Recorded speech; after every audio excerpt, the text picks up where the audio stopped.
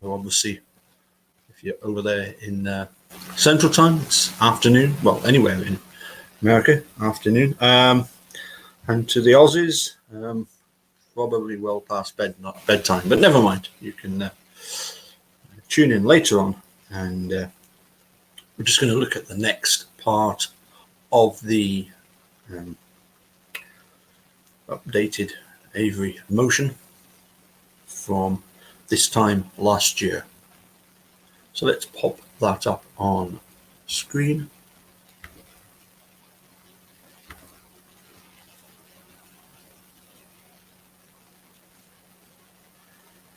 Make sure everything's working fine. It seems to be. Click on that one. Good. Okie dokie. Let's put that one to there. Hi, Danielle.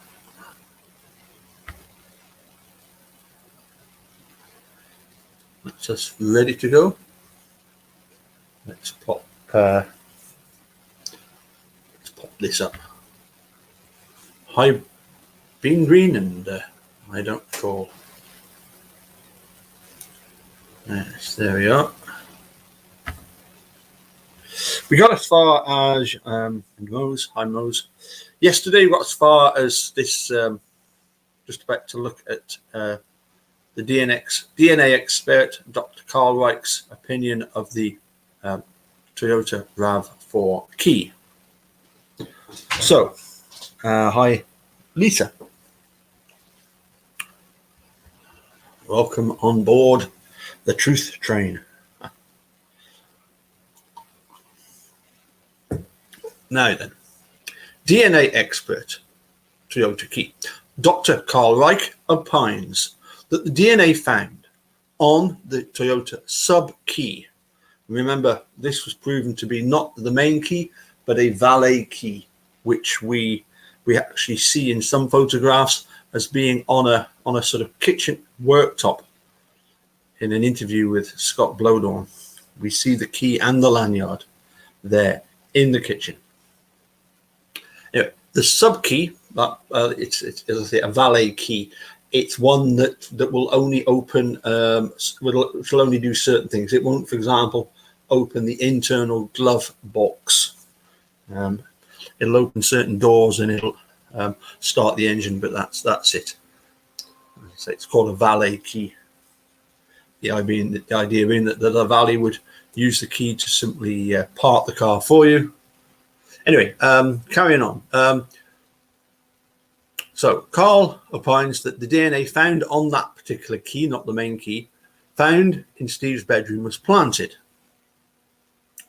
Carl conducted experiments which demonstrated that Steve deposited 10 times less DNA on the exemplar subkey than was discovered by the Wisconsin State Crime Lab and used to convict Steve. Carl states, an order of magnitude difference is a significant finding. Carl's experiments refute Sherry's explanation for the presence of Steve's DNA on the key that Mr. Avery was, quote, a good shedder. Clearly, he was not. And again, I'm reminded of other documentaries I've seen where this whole notion, in fact, it might have been Carl Reich himself, this whole notion that somehow you've got people that are better at shedding DNA than others, just bogus science. Anyway, forensic anthropology and kerf marks expert.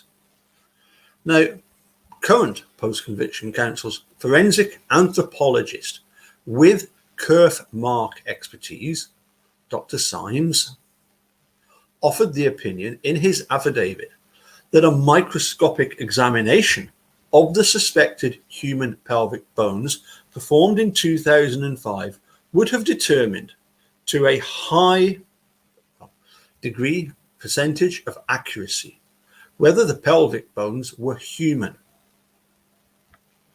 Dr. Symes also opined that it was below the standard of practice for a competent forensic anthropologist to not perform microscopic and histological examinations of the possible human pelvic bone, item 8675.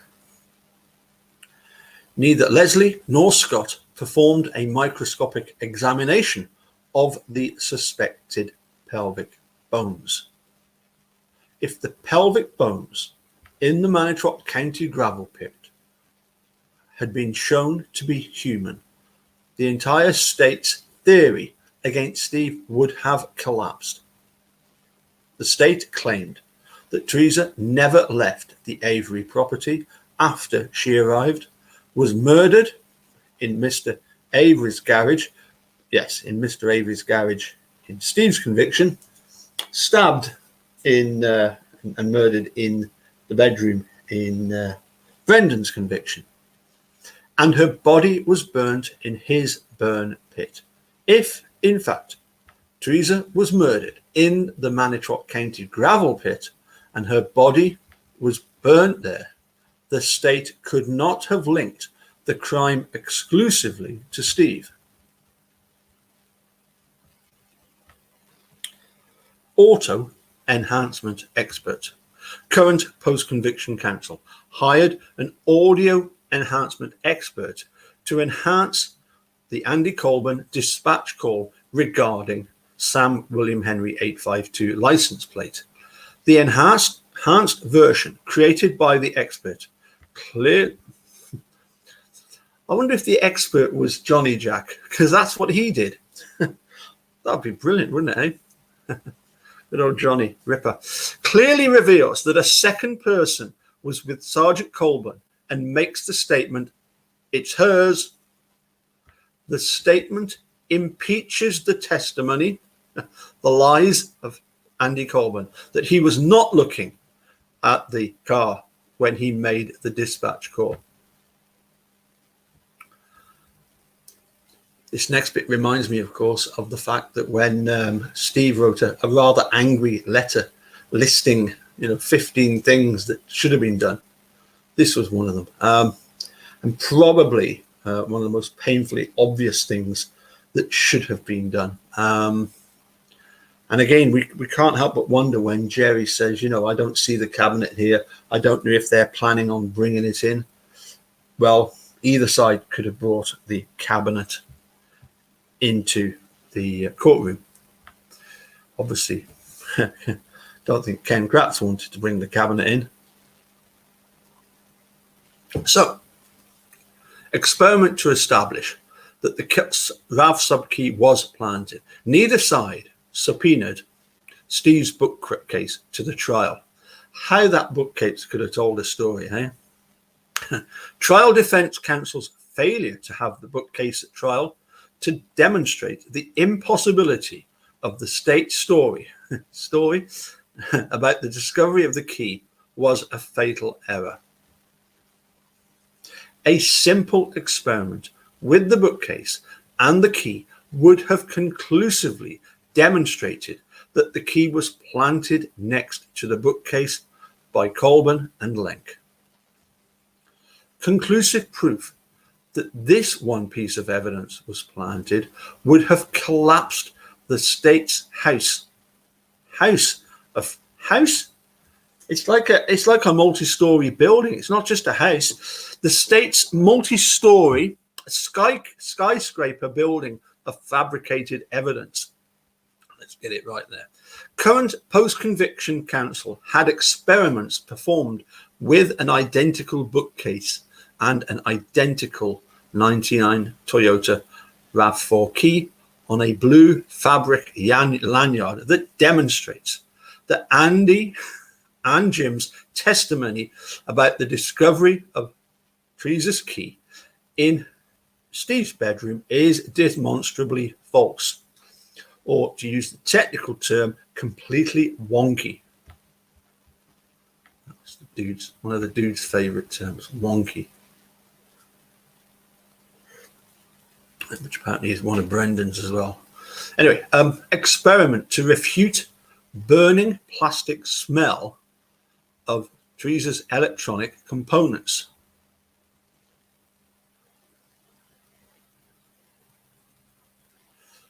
Current post-convictions counsel investigator conducted a series of experiments refuting Mr. Fabian's trial testimony that on October the 31st, 2005, he was in the vicinity of Steve's burn barrel and smelled the distinct odor of burning plastic coming from Steve's burn barrel. We actually had Millbilly on recently point out that Steve was burning brush at the time. And Fabian actually says something about, can we park somewhere else because that is getting in my eyes. And it was the smoke from the brush that he was burning. Nothing at all to do with smoke coming out of a burn barrel that was so far away, a couple 100 feet away from where they were.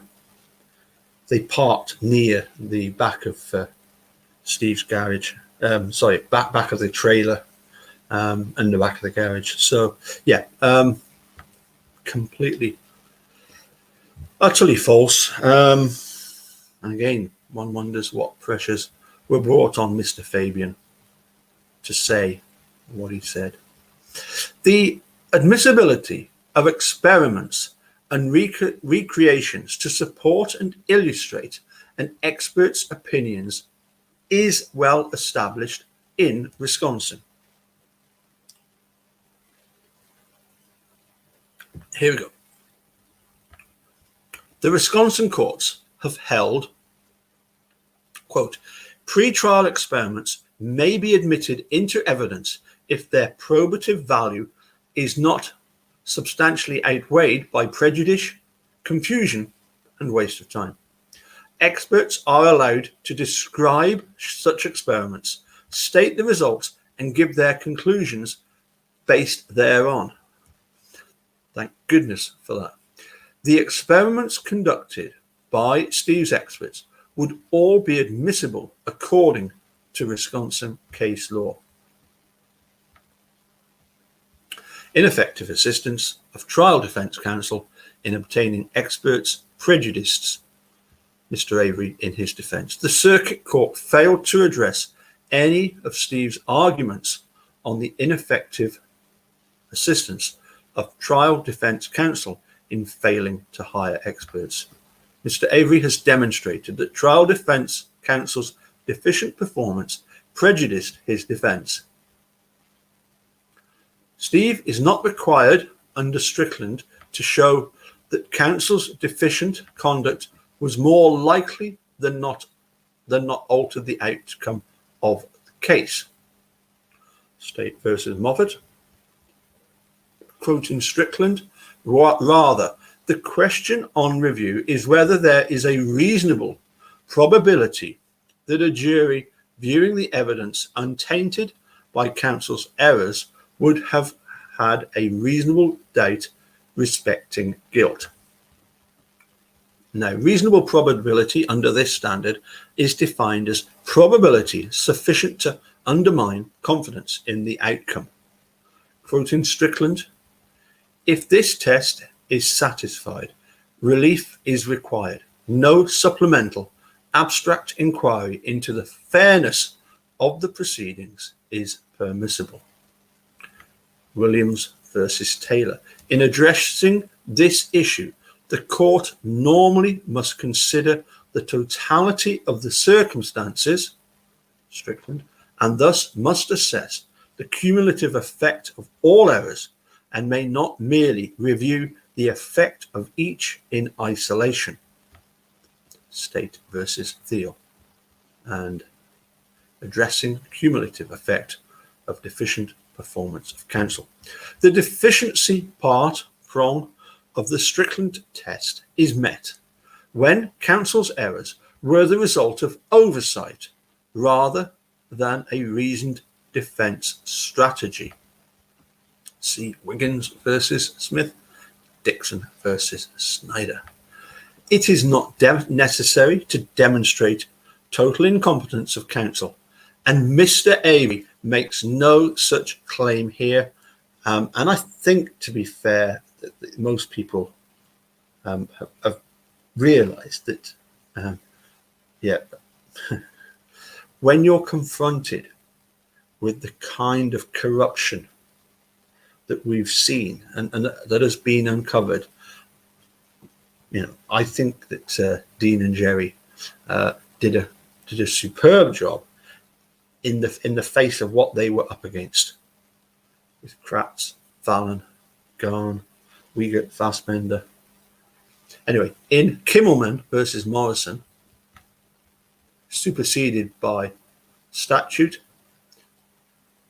and ADPA, as recognized in Thomas versus Sullivan.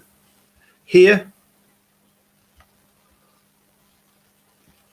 Steve's expert in blood spatter, ballistics, DNA, anthropology with curve mark specialization, forensic pathology, police procedure, and audio enhancement have demonstrated that the state's experts made multiple serious errors in their unrebutted testimony to the jury.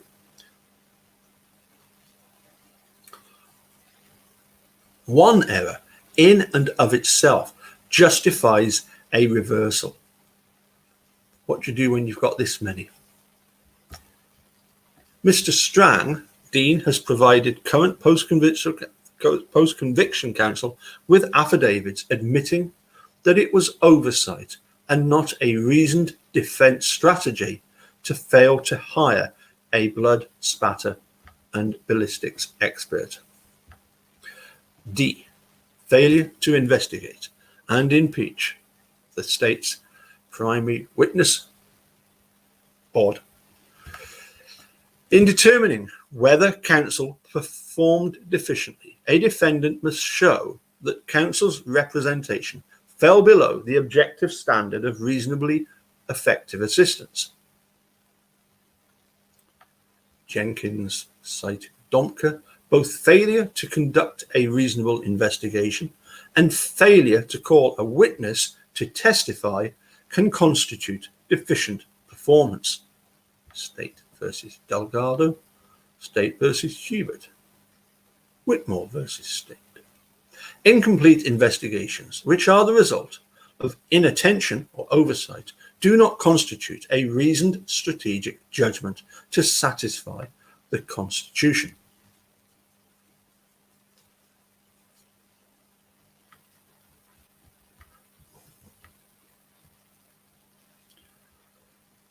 Bobby Dassey was the state's primary witness against Steve during his opening statement. Sweaty Prize explicitly informed the jury of the significance of Bobby's putative observations on the date of Teresa's disappearance. Now, I can't do the voice. I don't. Anybody can do the voice other than somebody that's clearly a sick, deranged pervert like Kratz. You are going to hear that Bobby Dassey was the last person, the last citizen that will have seen Teresa Halbach alive. Well, there's the thing. That could possibly be true. That if Bobby Dassey killed Teresa Halbach, then he would have been the last person to see her alive. But it certainly wasn't. Stephen Avery. At trial, Bobby testified that he observed Teresa's light green or teal-coloured SUV pull up in his driveway at 2:30 p.m. on October the 31st, 2005. He then observed Teresa exit her vehicle and start taking pictures of his mum's maroon van right in front of his trailer. Bobby testified that he had then observed Teresa walking towards the door of Steve's trailer. The following exchange occurred between Ken Kratz and Bobby. Question: after seeing this woman walking towards Uncle Stephen's trailer. Did you ever see this woman again? Answer, no. Bobby then testified that he took a 3 or 4 minute shower and then left his trailer to go hunting. Bobby walked to his Chevrolet Blazer, which was parked between the trailer and garage. Bobby testified that as he walked to his vehicle, he observed Teresa's vehicle still parked in the driveway. Bobby further testified that he did not see Teresa or any signs of her. Bobby testified that when he returned to his trailer around 5-ish, Teresa's vehicle was gone. During his closing argument, the sweaty prize once again emphasized the importance of Bobby's testimony and vouched for his credibility. Quote, we talked more about the timeline and we heard from Bobby Dassey, again, in the same kind of a position to be his credibility to be weighed by you, but is an eyewitness. Again, an eyewitness without any bias. It is an individual that deserves to be given a lot of credit because sometime between 2:30 and 2:45, he sees Teresa Holbach. He sees her taking photographs. He sees her finishing the photo shot, and he sees her walking up towards Uncle Steve's trailer. Now, Brian, Bobby's brother, told law enforcement that Bobby saw Teresa leave the Avery property on October the 31st, 2005, contrary to Bobby's trial testimony. And we know that they were put under, the family were put under huge pressure. You know, we can see that obviously that Brenda was easily gave in to any kind of pressure. And we wonder about other members of the family. Brian, of course, was never called to testify, which is bizarre, isn't it? You know. But anyway,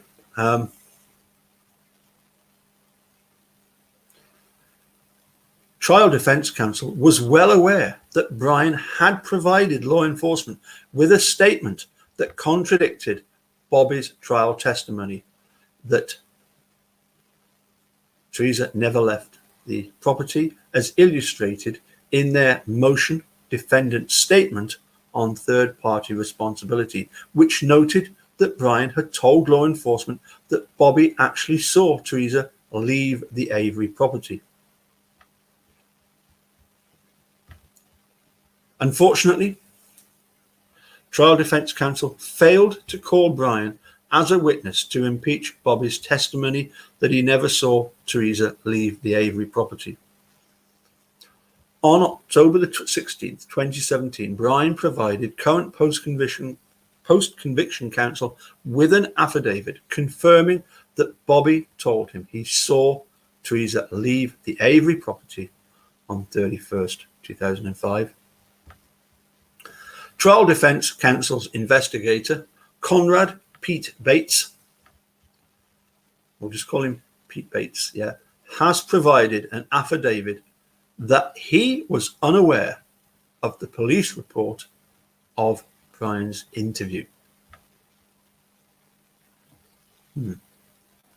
In State versus Thiel, the Wisconsin Supreme Court granted post-conviction relief after the trial defense attorney failed to conduct a significant investigation.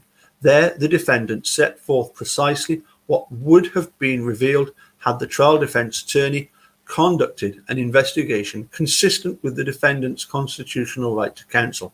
In the instant case, Thiel also supports Steve's position that relief is warranted because his trial defense attorneys were ineffective in failing to properly review the discovery prior to Steve's trial to fully understand Brian's statements to law enforcement. In Thiel, the defendant's allegation that his trial attorney had not received all of the discovery constituted an additional basis for the Supreme Court to grant relief. The same result is compelled here. Brian was available to testify at Steve's trial and could have impeached Bobby on this critical piece of information that led to Steve's conviction. If Jerry and Dean had effectively cross-examined Bobby, they could have impeached him by calling Brian. The state's most important eyewitness would have been discredited, and the state's theory that Teresa never left the Avery property would have been refuted. Brian's testimony would have been a game changer. I think she's taken that from somewhere else. Applying the correct Strickland standard to the failure of trial defense counsel to impeach Bobby, it has been demonstrated to a reasonable probability that if Brian had been called as a witness to refute Bobby's statement that Teresa did not leave the Avery property, that would have been sufficient evidence to undermine the verdict. Clearly, the jury perceived that Bobby was the most important state witness in establishing Steve's guilt because the jury, during deliberations, requested to review Bobby's testimony. Wisconsin has long held that impeaching evidence may be enough to warrant a new trial. State versus Plude. Can anybody remember this case? This is the one that David Rudolph talked about when he talked about Sammy Shabani and the experiment with holding people's heads down a toilet. That's the same case. State versus Plude. Well, there you go. Managed to include David Rudolph in here as well. Excellent. In Mr. Avery's audio-taped November 6, 2005 interview, he told the Marinette County Sheriff's Department,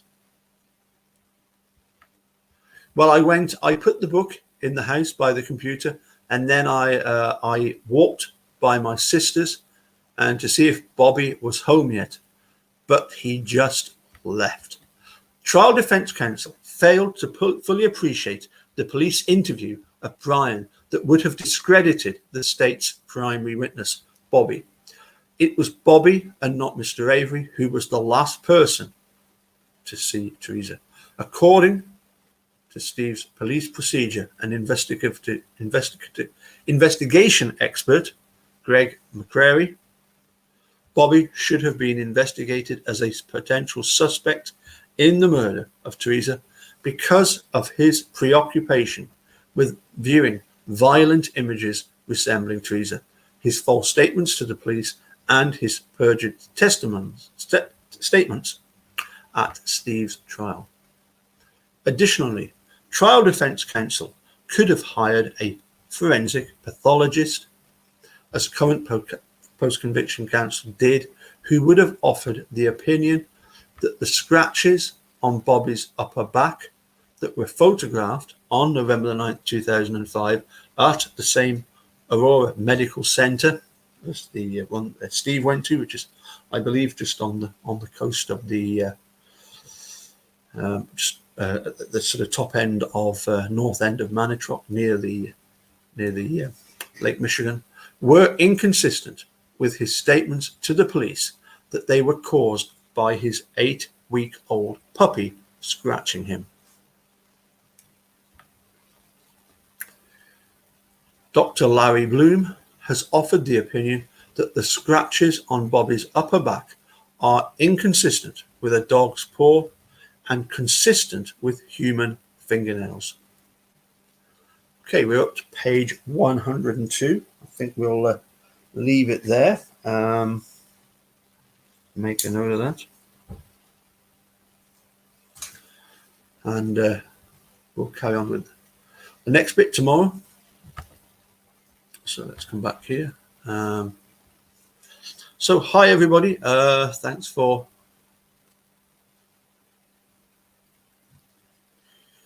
see what have we got here. Yes. Danielle, yes, Millbilly on top of Colborn and Netflix. We'll just have to wait and see what Millbilly's been following that one avidly. Okay, I'm going to say cheerio, and we'll catch you all again soon. Thanks for tuning in. We'll see you tomorrow. Bye for now.